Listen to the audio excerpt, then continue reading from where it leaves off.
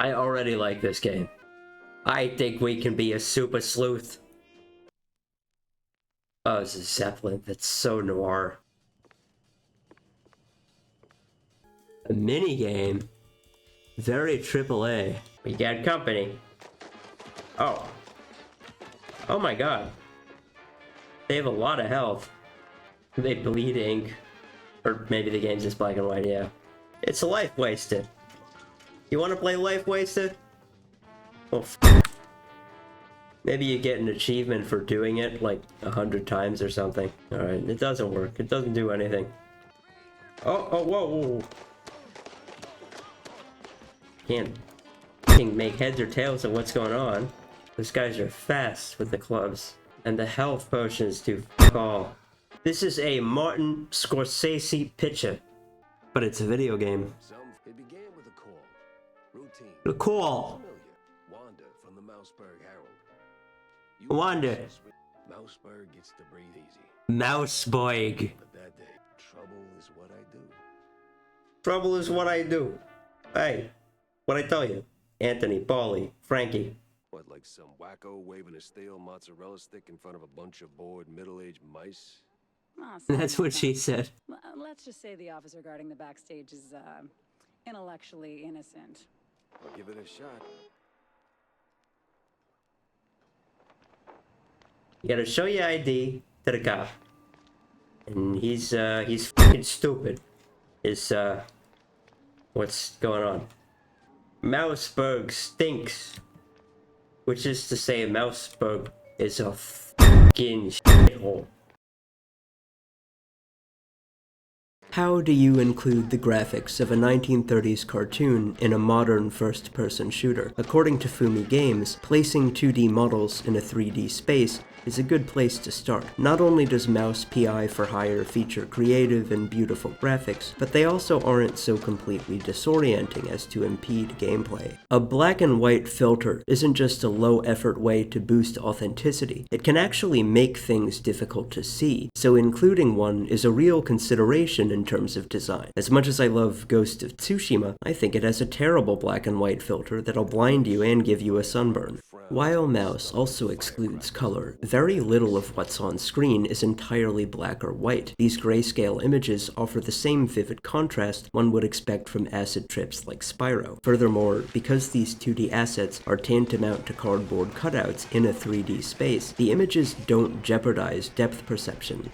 Mouse doesn't just have style, down to the UI elements. Despite its unusual graphics, it telegraphs information to the player as efficiently as any other game with conventional graphics. As immediately striking as the graphics are, they merely scratch the surface of everything this rich time capsule of a game has to offer. A noir detective story about mice drinking fondue instead of wine in the city of Mouseburg isn't exactly dead serious. Still, environments detail a portrait of the United States during Prohibition and the Great Depression, ranging from underground shanty towns and the Cajun Bayou to Hollywood movie sets and fancy mansions. I was surprised by how wildly levels differed from each other without straying from common themes. Each level is full of immensely satisfying shortcuts and secrets, incentivizing players to explore these unique areas as minutely as possible. There are plenty of opportunities to seek ammunition, codices, cold hard cash, blueprints for weapon upgrades, and most importantly, baseball cards. Just be sure to handle exploration and side objectives as early as possible, because you can lock yourself out of stuff very easily. This is no completionist's gig. Take that from a completionist, or at least don't say I didn't warn you.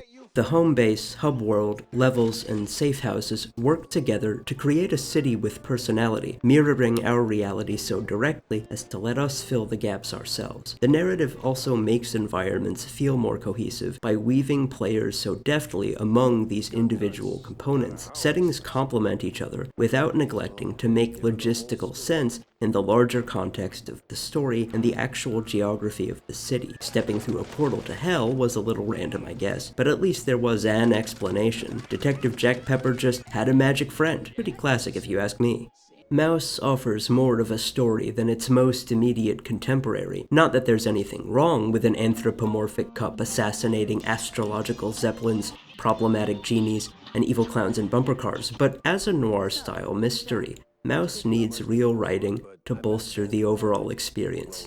As usual, trouble runs rampant in Mouseburg, in a city whose Big Mouse party oppresses the masses of shrews. The latter have begun to go missing. Night by night they disappear, so the mayoral candidate decides to invent social security. Just kidding, that's f***ing stupid. He hires a detective with 11 guns to save the shrews from the mysterious assailants. In true Looney Tunes fashion, the detective also uses sticks of dynamite as grenades. Naturally, Jack Pepper wanted to solve the mystery because that was his job, but so did I. Not only was the suspense killing me, but I needed to hear all of the clever comparisons to cheese, among other low-hanging fruit.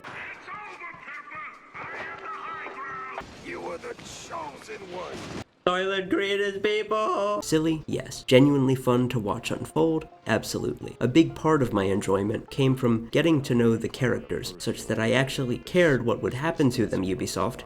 As for the music, it doesn't exactly include one banger after another. In fact, some of the songs are public domain, like The Entertainer and Dies Irae. However, the music still does what it needs to do, boosting immersion by complementing the theme of the US during the early 20th century. Though the game is positive overall, I can't help but mention that the gameplay probably won't immediately impress you if you've played similar games like BioShock Infinite or Doom Eternal. This is not to say the combat is lackluster or the controls are janky. A fully competent arena-based shooter, Mouse offers as many satisfying headshots and as impressive an arsenal as any contemporary. There just isn't much that makes the gameplay unique. If you look at glory killing in Doom, that mechanic completely changes the way you play the game, especially on higher difficulties. Mouse doesn't have anything like that. For the most part, you need to run around in circles continuously to avoid damage. Especially later in the campaign,